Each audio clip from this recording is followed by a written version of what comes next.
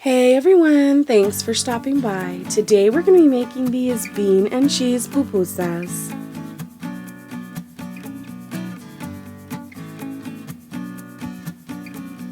Alright, to get started we're going to make the filling. So I'm going to be using my crockpot bean recipe, which I will definitely link in the description down below. But no matter what bean you use, you're going to need 4 cups. Now, season it to your preference. If you're using my crockpot beans, they probably only need salt. Now we're going to go in with our cheese, and today I'm using a mozzarella and an extra sharp cheddar. And both the cheese and the beans need to be fresh out of the refrigerator, completely chilled. Now we're just going to go in with our hand, and of course you can use a masher or whatever to mash these beans up. The only real requirement is that they get mashed all the way up and that you shake your camera the entire time that you are mashing. Now we're going to set those aside and we're going to get started on the masa. So we have 4 cups of Maseca, and I have a spice blend right here, and of course that will be in the in the description down below. So we're just going to mix those two things together thoroughly, and of course if you do not have spices or whatever, you can just use salt. So now we're going to go in with 4 tablespoons of fat, and today my fat choice is butter, and we're going to just mix that in, and not necessary, but it definitely adds something to the final product. Now it's time for the water. Now I wish that I could be like, this is exactly how much water you need, but I can't do that because depending on your climate, depending on how old your Maseca is, you may need more or less water.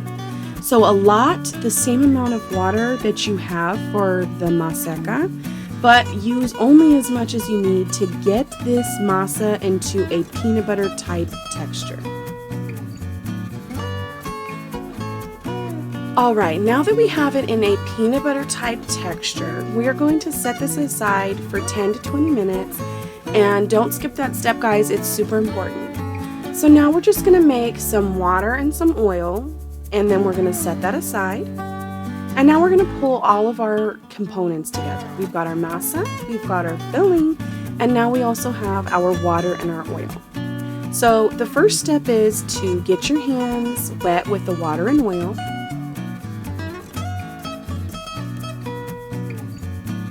And now we're just going to grab a handful of the masa and try to use the same amount every single time, but it doesn't really matter. You don't have to be perfect here.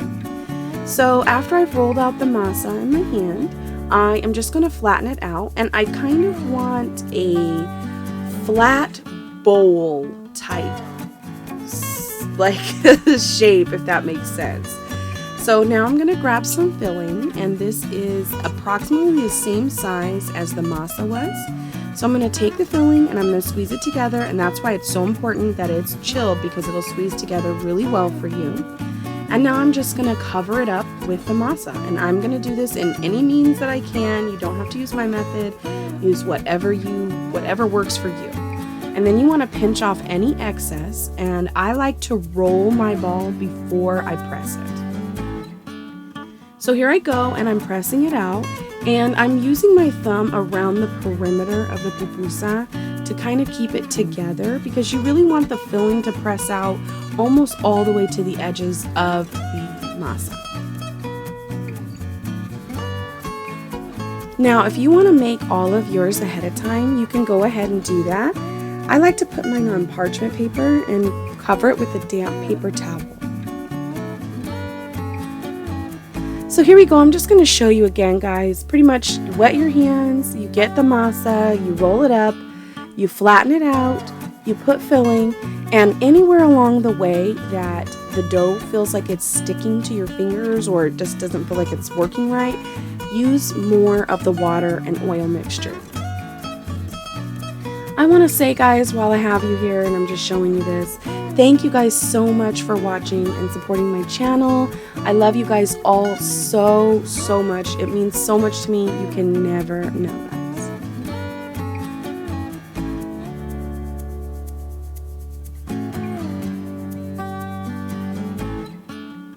Okay, and right here I had a little tear, so I just repaired it because the masa is super flexible for you. Just repair any tears you have. Okay, so now I'm outside on my husband's Blackstone, and I did get permission for this. So I like to put my pupusas on the grill. This is a medium heat, and I like to press mine out as I put them down. You don't have to, but it's my preference. So this is about the 4 to 5 minute mark. You can see that the pupusa is kind of pulling up off of the grill and that the filling is like bubbling everywhere. This is a really good indicator that it is time to flip. Now when you do flip, I want you to make sure that you go around the whole pupusa and make sure it's lifted and it's not stuck, because these stick, and I mean every time that you're going to flip it, definitely make sure that it's good. So after you flip them, you're going to let them cook an additional 4 to 5 minutes, and then I like to press around the edges of my masa, my pupusa, like all around the edges, and I like it to be semi-firm, not too hard, not too soft. And that's how I know it's done, guys. And that's it. Serve it with your favorite salsa, sour cream, or whatever you like. That's it, guys. Don't forget, come back to my kitchen anytime.